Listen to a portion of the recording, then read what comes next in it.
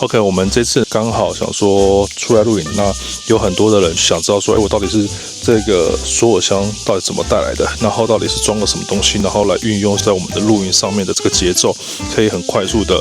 分类好这样的模组化，也可以很快速的收完，很快速的搭建，不会浪费太多的时间，就会很享受在这露营的时间点，把多一点时间点放在露营的时间点来去享受。当然每个人的露营的方式就不一样，那我给各位一个参考，那也是因为有人提问，所以我也做成一集方式来去做呈现，给各位说我到底大概都是不管是军绿色或沙色里面的配置，大部分都8、9不离10，就是这样子一个观念。好，精简。另外一个就是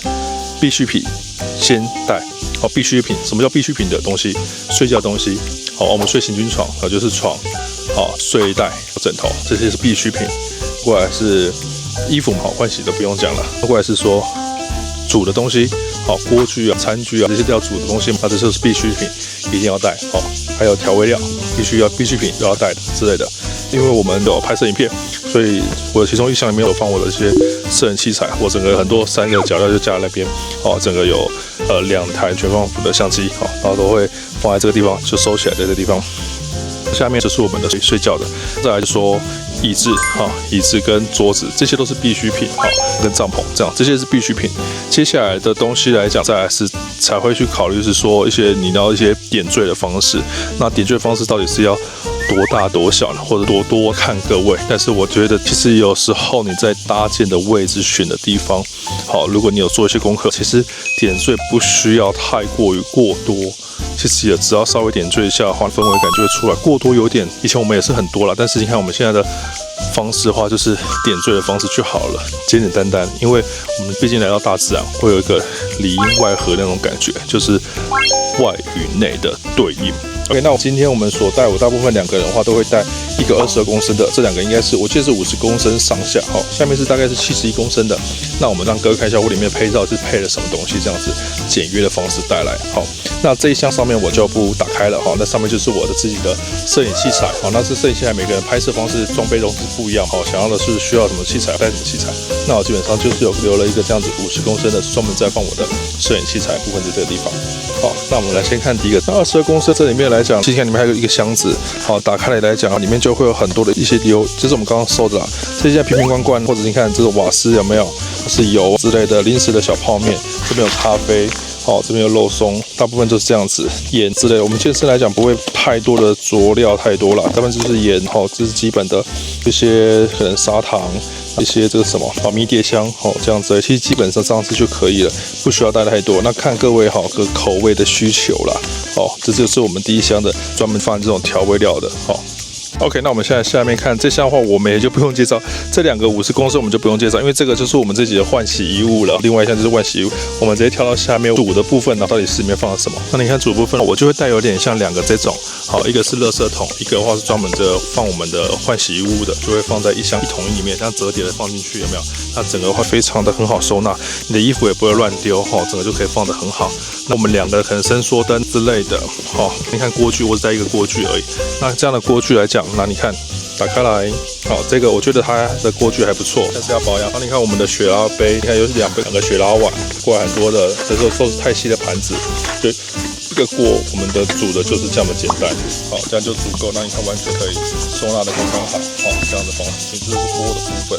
这我们的动力线，我们里面有一个轮座，还加了另外一个8孔的那种圆形的那种的延长线，这样子，好，也是有附这些洗碗的，好。另外这是一个所有的灯，天火灯或者 Gro-Zero 的灯，小灯的这个地方，好，备一个大一点的灯这样子。这边也是备一个，最近毕竟立秋了，担心居有可能会有点冷到，所以我们就带了一个稍微小的一个电暖炉。好，这边这一个里面讲就是我的全部我们的餐具、筷子啊什么之类的都在这里面，对对，都在这里面，完全这样收起来。所以你看，其实我们都这样的状况摆好的状况，你看我们这样摆好的状况，好，我们大概可以收起来。其实里面还有空间，好，里面都其实还有空间可以去做摆放，只是我没有把它塞得很满而已，因为我们带的东西就非常精简，这样就可以了，整个就看起来这样就可以了，就非常的简洁干净。再来最后这一项就是睡眠系统啦。那其实我们都没有在睡内帐，所以我们的睡眠系统就会这样带的方式。那你看我们里面就会有2个枕头，下面就是行军床，这2个都是行军床。这2个就是枕头，这2个是睡袋，这样子。所以我们睡眠系统一箱就搞定了。好，你摆起来，好收起来，跟拿出来都很整洁、很干净。这种干净状况之下，摆好状况之下，你看起来心情就会很好，所以你整个露营的氛围感，你也不会很乱，你也会觉得心情就会很好。再来会是带一个这样战术包，那战术包的部分来讲，其实里面的很多可能就是一些像一些高山瓦斯，还有一些灯具的部分，或者是一些点缀的灯的部分，比较不会有太多的，这边就不用太细拍了，这边大部分都是一些你要点缀的一些的小灯，好，我们都会在这边，有些是明火的，或者是里面也有2个放佛灯油的灯都在里面，整个规划很好，就不会像以前一样9盏佛手灯就来这样子，整个可能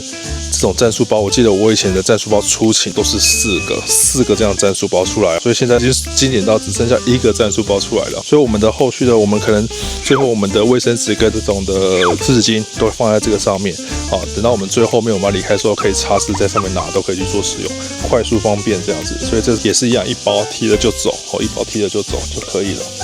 OK， 你看，那我们现在让哥哥看一下里面来这里面。好，里面来讲，其实你看我带了这样子，好，2个涡轮扇，好，1个制冰机，拿1个战术包，我就这样摆放就好了。那如果我有带冷气会在这一个，所以或者是战术包在上面，好，这个的话就堆叠起来，这样就会到这个位置，那冷气就可以放这里。那今天我没带冷气来，我就这样子放，好，帐篷袋就这样放 ，OK。这边一共有5个，好，所有箱，好，在这边，那我们怎么放？好，重点一点。后座不能有人，好，如果你后座有人，这个4个所有箱是放不下的。那我们所有箱是放在这边，好，那我们都会用一个这样子的一个保护我们的坐垫的部分，好，铺好，我们再把我们的所有箱2个好放在下面，2个大的放在下面，2个中的放在上面，过来最后一个的小的所有箱，我们会再放在可能它的某一个放的位置。OK， 我们现在开始放。那我们现在就拿第一个，因为所有箱不可以对齐，要一个是 L 的，一个是横的，一个这边，比如说我们要这边的就要放横的，另外一边就要放直的，那我们就是放横的。来，这边是横的，这个地方就是要放直的 ，OK，